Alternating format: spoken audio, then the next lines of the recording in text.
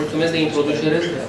Într-adevăr, subiectul de CI Office guvernamental l-am lansat în cadrul asociației, în cadrul planului nostru de a avea o activitate socială, de a veni cu knowledge, know-how acumulat de membrii asociației și pentru a susține zonele unde acest know-how și knowledge considerăm că ar fi necesar.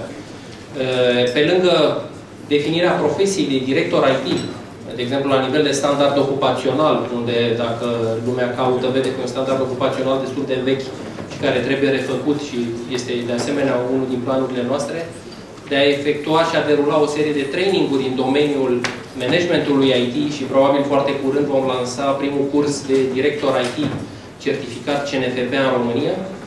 Deci, pe lângă aceste planuri de a susține comunitatea românească prin anumite inițiative, avem și această inițiativă de a promova conceptul de CI Office guvernamental. Și ne bucurăm foarte mult să avem și susținerea domnului consilier de stat Chiu, care este încă alături de noi și mulțumim pentru timpul acordat. Nu este ușor ca cineva care lucrează în mediul guvernamental să reziste la o conferință timp îndelungat și ne bucurăm să fie alături de noi. De asemenea, sunt distinși membrii, directori generali din sectorul public în audiență, care au avut o contribuție foarte mare de-a lungul timpului de a susține serviciile informatice către cetățeni. Ideea noastră era tocmai de a veni din perspectiva cetățeanului. Până la urmă, CIO Council e o asociație a unor specialiști, o asociație a societății civile specializată într-un anumit domeniu, care poate să ajute la maturizarea pieței atât în zona privată cât și în zona publică. Pentru că constatăm că e o diferență destul de mare între abordări în zona publică și în zona privată, am zis că este foarte posibil și fezabil ca aceste lucruri să fie sincronizate. Iar sincronizarea nu ține neapărat de managementul IT în sine, de directorii IT.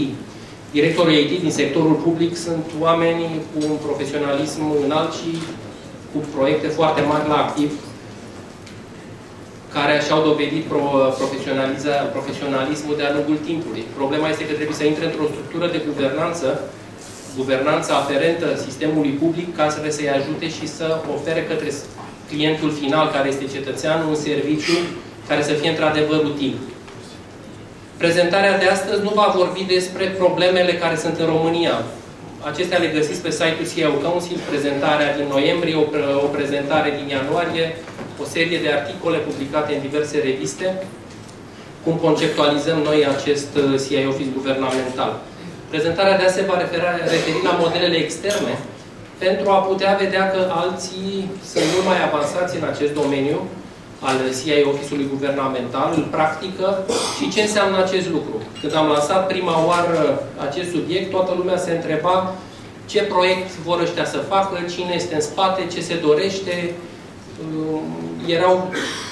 Era o efervescență destul de mare. Când am început să vorbim despre arhitecturi, despre concepte, despre principii, despre ce înseamnă dată, ce înseamnă transformarea datei în informații, ce înseamnă transformarea informației în knowledge, că până la urmă acest knowledge are o valoare pentru societate, atunci lucrurile au intrat poate pe un făgaș normal și firesc. Iar definirea serviciilor către cetățeni este foarte importantă. Uneori, într-unele discuții, noi am menționat că serviciul informatic pentru cetățeni trebuie să fie ca un serviciu universal.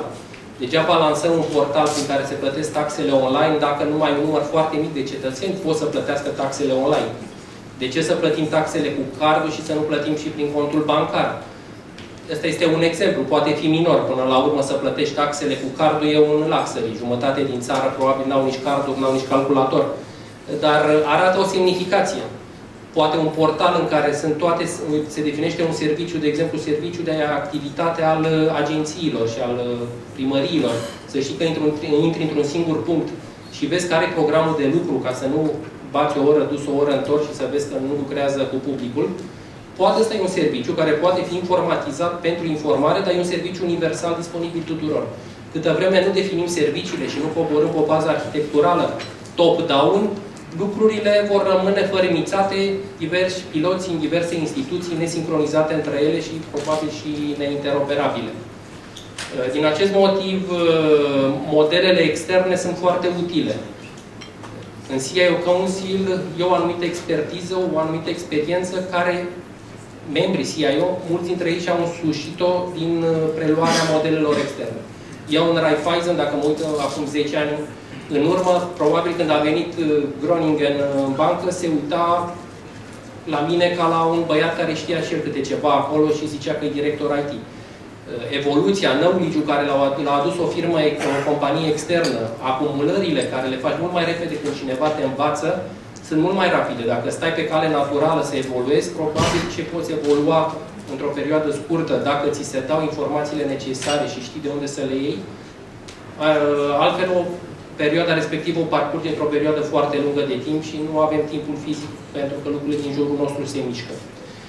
Deci vom vorbi foarte sumar despre câteva elemente aferente Statelor Unite și Marii Britanii, care pornesc, de exemplu, în Statele Unite, principiile strategiei informatice și a conceptului de CIO Office guvernamental le pornesc de la niște principii. În primul rând, ai informația. Și revin, noi avem foarte multe date la nivel național. Datele trebuie transformate în informație. Trebuie să adaugi valoare. Informația trebuie să aibă o utilitate. Trebuie să fie un knowledge, o cunoștință pentru societate. Cunoștințele se transformă apoi în know-how, know-how-ul în expertiză și ultimul nivel de evoluție a datelor este înțelepciunea, ultimul nivel conceptual. Dar măcar să ajungem de la date, la informații, la knowledge. Și oricum, un pas înainte, putem să-l semnalăm, chiar și Ministerul Comunicațiilor și-a schimbat numele Ministerul Societății Informaționale. Deci deja un prim pas a fost făcut, probabil următorul va fi Ministerul Societății Cunoașterii și așa mai departe. Deci informația trebuie să fie foarte clar definită, să fie șeruită, securizată. Până la Ministerul Societății Înțelepciunii. O să fie o plictiseală mare atunci, deci probabil mai avem drum lung. După aia, shared platform. Cum distribuim, cum utilizăm platformele deja existente. O să vedeți și în modelul Marii Britanii, își pun problemele, prea multe data centere, prea multe investiții în infrastructuri care teoretic pot să fie agregate. Customer-centric. Până la urmă, cetățeanul e cel important. Avem un exemplu destul de curând cu lansarea unui anumit proiect pentru un anumit segment de populație, care alte asociații spun că noi mai avem deja un portal pe subiectul respectiv, un minister chiar practică anumite servicii pentru segmentul respectiv. Cum se leagă între ele? Până la urmă, trebuie să definim ce nevoie are un cetățean, ce nevoie are o corporație, ce nevoie are un IMM, care sunt serviciile guvernamentale care îi se practică și după aia vezi ce proiecte faci pentru a le susține. Nu demarezi proiectul și după aia vezi ce faci cu proiectul și cum legi cu următoarele proiecte pe care le derulezi. Partea de security și privacy este normală și firească, mai ales într-un mediu guvernamental în care datele trebuie să fie deschise. CIO Council-ul guvernamental, deci se folosește noțiunea că noi, asociația noastră se numește CIO Council, este o întâmplare. CIO Council-ul guvernamental american este o instituție creată pe baza unei legi pentru a gestiona cam ce scrie pe acest slide. De sincronizare și măsurarea succeselor proiectului prin definirea unor standarde. Până la urmă, standardele sunt cele care te ajută să măsori. Dacă tu nu ai standarde, nu poți să măsori. După ce ai definit standarde, măsori, monitorizezi, dar trebuie să ai grijă și de personal. În discuțiile care le-am avut pe unul din site-uri în care am avut o știre de presă și comentariile celor care intrau pe chat și comentau, unul din comentarii era, eu uite și ăștia din IT acum încep să spună că proiectele nu sunt bune când ei din IT s-au ocupat de ele și ei le-au făcut prost. Până la urmă e vorba și de protecția profesiei de ITist și CIO Council are un rol în protecția profesiei de ITist care trebuie pusă pe un făgaș normal, ITistul să aibă, să știe și ce are de făcut, să-i se definească cum și în prezentarea anterioară, care sunt soft skills-urile, care sunt hard skills-urile lui, dar dacă le respectă, să aibă o poziție respectată și în cadrul organizației să fie recunoscut, să adauge valoare. Deci, după cum vedeți, în Statele Unite se pune accent inclusiv pe acest High Performance IT Workforce. Ei lucrează în mai multe comitete, în 6 comitete. Deci au dat un comitet de Accessibility Committee, după aia partea de strategie și planificare, după aia managementul best practice-urilor. În IT, în tehnologie, avem practic best practice-uri, privind peste noi în mod continuu, cum le gestionez, ce selecționez că ți-ar fi util ție. Information Security și Identity Management Committee. Aici, din nou, Identity Management la nivel național, avem pe domnul Surdu, președintele Asociației Societății Informaționale, un partener de-al nostru în această acțiune care s-a alăturat nouă. Partea de Identity Management e un proiect al dânșilor care vor să-l promoveze în cadrul societății, tot fiind și dânși o asociație non-profit a societății civile. IT Workforce Committee și Privacy Committee. Dacă ne ducem în Marea Britanie, Marea Britanie identifică că au probleme. Deci tot ce este de aici, toată prezentarea mea, de fapt, sunt texte luate numai din documentele lor oficiale. Deci n-am nicio contribuție, sunt numai texte preluate din ce se găsește, de fapt, și pe internet. Nu este nimic secret. Au ajuns la concluzia că IT-ul are un nume prost, proiectele nu au succes, se realizează proiecte mari, de anvergură și trebuie să ia măsuri ca să îndrepte acest lucru. Pe altă parte, au tras concluzia că situația, că IT-ul guvernamental trebuie să fie cost-efectiv, să asigure eficiența proiectelor publice și să răspundă nevoilor cetățenilor. Departamentele, și poate cel al doilea bullet este mai interesant, au ajuns la concluzia că se cumpără foarte multe lucruri, fiecare minister derulează anumite proiecte, dar nimeni nu știe din alt minister dacă n-ar putea reutiliza ce a făcut primul. Dacă facem un proiect pentru un anumit scop, scopul respectiv poate să deservească și pe alții. Și din acest motiv lucrurile trebuie ridicate la un alt nivel, să fie un nivel superior care să gestioneze și să aibă o vedere de ansamblu asupra arhitecturii strategice. Sistemele și la ei sunt rar interoperabile. Infrastructurile nu sunt integrate eficient, au overcapacity, se investește prea mult și se folosește prea puțin. Achizițiile și la ei durează mult și sunt costisitoare. Și este dată atenție puțină implementării și nivelului senior de project management, program management. Sunt schimbări foarte, foarte dese în conduceri. Dacă cineva nu stă pe o poziție să poată să coordoneze un proiect până la terminarea proiectului, vine altcineva, proiectul respectiv se rescrie, se regândește sau de cele mai multe ori se anulează. Și se reia cam același lucru într-un alt context. Pentru a adresa aceste challenge-uri, Marea Britanie are un anumit approach. Introducerea unor controale centrale pentru a asigura o consistență mai mare. Take powers to remove excess capacity. Analiza open source. Cum folosim, cât folosim sistem de licențiere, cât folosim sisteme open source, cât dezvoltăm intern prin open source, se înțelege inclusiv și dezvoltările interne. Cum se gestionează, cât avansăm cu ele și unde ne oprim. Open standard, standarde. Crearea activelor. Acum câteva luni, Ministerul Bugetului a prezentat care sunt activele României. Clădirii, toate aseturile țării, în cadrul discuțiilor cu organismele internaționale. Dar, sincer, eu nu cred că cineva a făcut un inventar care sunt activele informatice ale țării. Câte calculatoare sunt, câte licențe sunt, câte softuri sunt cumpărate, cât s-a investit până acum și care este gradul de utilizare a respectivelor investiții. Crearea unei application store cross-public sector. Cumpără un minister, poate ce cumpără, poate fi folosit și de al doilea minister în cadrul unei acțiuni concertate. Susținerea experților să reziste în cadrul instituțiilor respective mai mult decât îl țin în viață unii sau alții. Iar modelul lor de lucru este un model distribuit.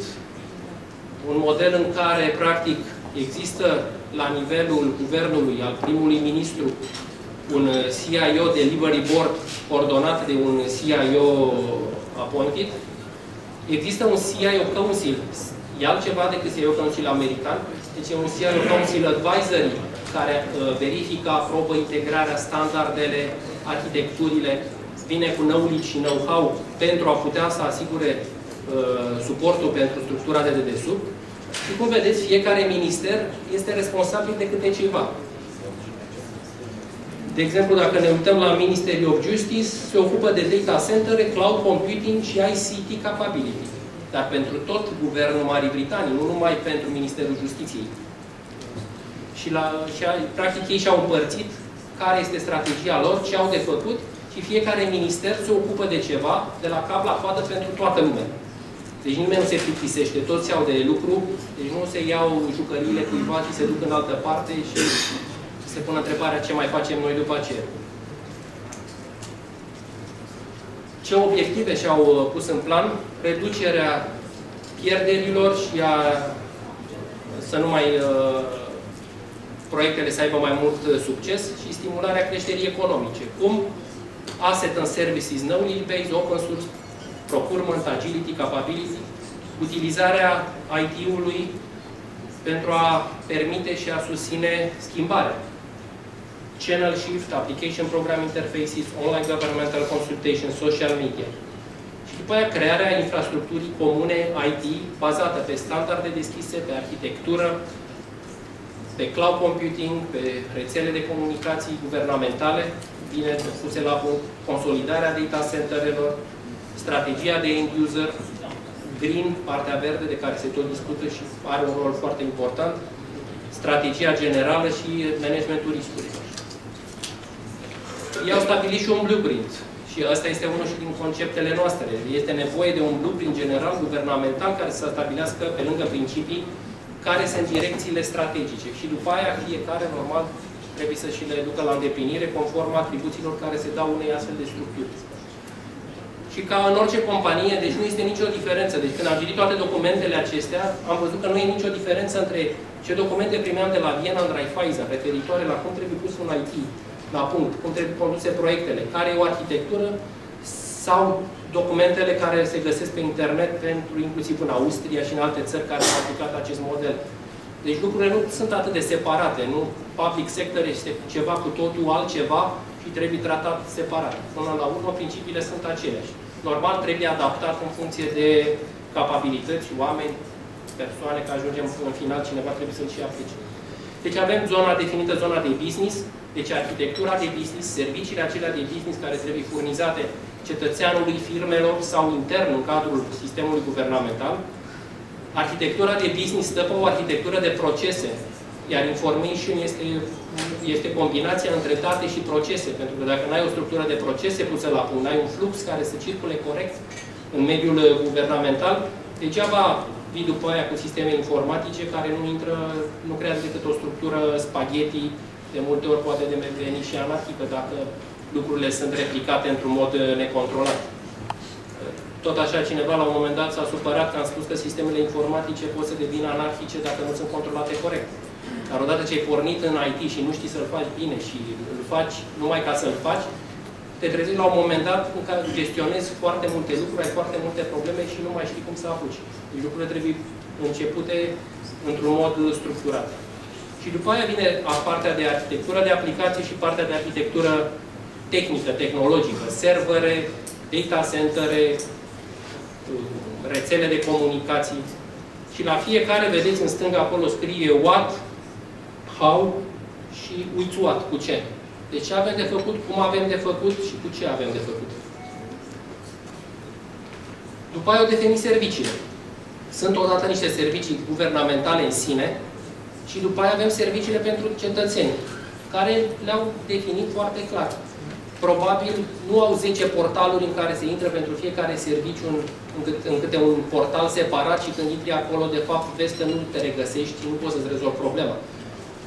Aici probabil intri într-un singur punct și după aia te distribuie, că prin portal se înțelege un sistem distribuit de servicii care e agregat ulterior într-un singur punct.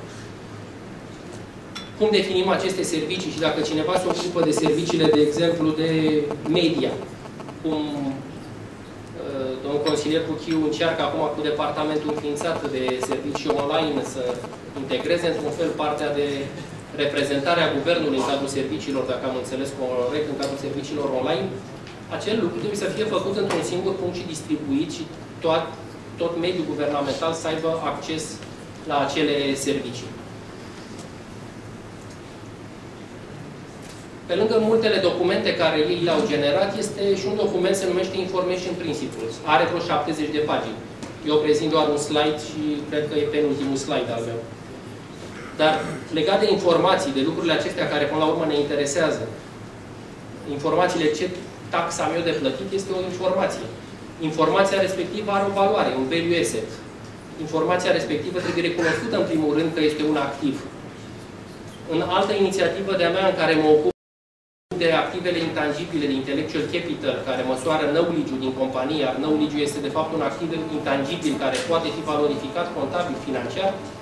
La fel există și conceptul de knowledge al unei țări. Deci, în anumite țări sunt asset center pe knowledge, deci, care păstrează knowledge-ul țării respective într-un mod congruent în cadrul țării, ca să nu ai plecări de personal sau inițiativele care adaugă valoare și au un aport național să fie păstrate în țară. Deci informația, în primul rând, trebuie să fie definită ca un activ. După aia trebuie să definești cum gestionezi informația. Informația trebuie să aibă un scop, să se potrivească unui scop bine definit, să fie standardizată și să poți să faci legături ale accesul la informația respectivă să poată fi, la nivelul următor, reutilizat. Deci, conceptul de Service Oriented Architecture este un concept care, dacă în sectorul public are o valoare foarte mare, la fel de bine poate să aibă o valoare și în sectorul privat, are o valoare și în sectorul public poate să aibă o valoare. Deci informația trebuie să fie reutilizată. Nu 10.000 de baze de date cu informații replicate și la un moment dat nu mai știi care este singura versiune a adevărului.